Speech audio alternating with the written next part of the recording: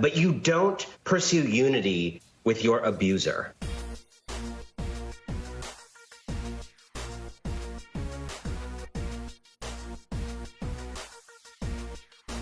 OJ has a right to look for the real killers, and people on Reddit have a right to find out what really happened with the moon landing. And Donald Trump has a right to find the real election results. But that doesn't make it right. And actually, when you're the president of the United States, being a conspiracy theorizer is not a personal preference.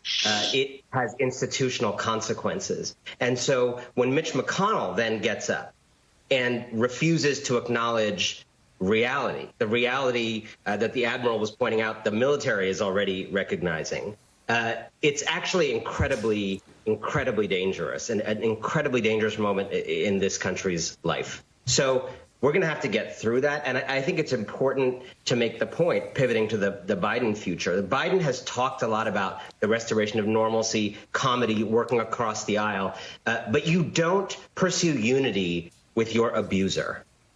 You don't pursue unity with people trying to sabotage your democracy live right now. You don't reach out your hand to people whose hands are themselves busy rigging democracy to throw out all the votes of the entire state of Pennsylvania, to cite a court filing from yesterday.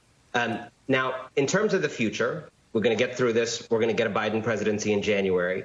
I think the important opportunity in this moment is for Joe Biden to reflect on whether the kind of normal that we had in 2016, the kind of normal that got Donald Trump elected, is any kind of place to go back to. And there are already indications among the Democrats I talked to, including most prominently the piece Senator Chuck Schumer, the minority leader who wants to be majority leader in January, that the old ways of the old Democratic Party, the caution, the institutionalism, the reticence to make bold, big change is dangerous. As Chuck Schumer told me, that kind of approach that Democrats have pursued for the last 20 years, under his tenure partly, is going to get us another Donald Trump in the future. And maybe this time a Donald Trump who can read and write and get things done.